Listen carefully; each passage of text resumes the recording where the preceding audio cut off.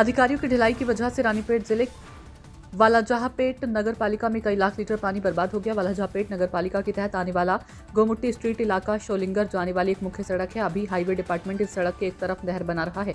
इसी सिलसिले में गोमुट्टी स्ट्रीट पोस्ट ऑफिस के पास सड़क के बीच में पानी का पाइप टूट गया और एक हफ्ते से ज्यादा समय से पानी नदी की तरह बह रहा है। टूटे हुए पाइप से निकलने वाला पानी ओवरफ्लो होकर सड़क किनारे नहर में चला जाता है और अब सड़क पर तालाब की तरह जमा हो गया है। इस वजह से उस इलाके से गुजरने वाले लोगों को बहुत मुश्किलों का सामना करना पड़ रहा है।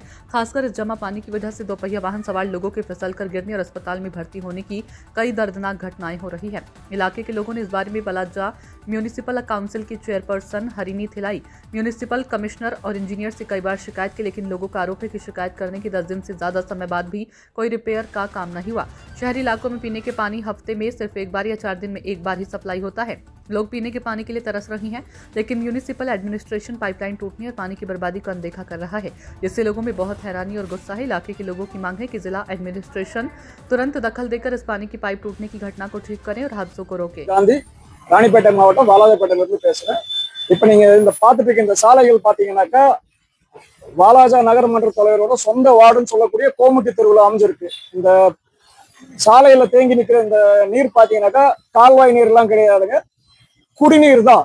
குடிநீர் குழாய் இணைப்பு அந்த பைப் லைன் உடஞ்சி ஏறக்குறைய 10 நாட்களா தண்ணீர் வீணா போயிட்டு இருக்கு. இந்த நகராட்சியில தண்ணீர் விடுறதே பாத்தீங்கன்னாக்கா 3 நாட்கள் ஒரு முறை தான் விடுறாங்களே.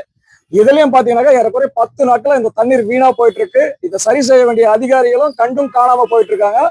இதுக்கு பதில் சொல்லக்கூடிய பொறுப்பேற்கக்கூடிய வகையில இருக்கக்கூடிய நகரமன்ற தலைவர் திருமதி ஹரிணி தில்லை அவர்கள் பாராமுகமாவே இருக்காங்க. ஒரு நாளைக்கு குறைஞ்சபட்சம் 10 முறையாச்சும் இந்த சாலை வழியா போறாங்க வராங்க. ஆனா ஒரு நாளும் இந்த சாலைகள்ல ஏற்பட்டிருக்க இந்த பைப் லைன், இந்த சேதமடைந்த பைப் லைனை மாத்தணும் அப்படின்னு சொல்லிட்டு நாங்க பலமுறை நகராட்சி நிர்வாகத்துக்கு புகார் கொடுத்தோம். இதுவரையிலும் எந்த நடவடிக்கையும் எடுக்கல.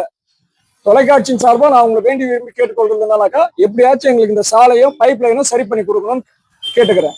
திமுக ஆட்சியோட சாதனை அப்படின்னாக்கா அது எங்க ஊர்ல வந்து பார்க்கலாம் நீங்க தாராளமா.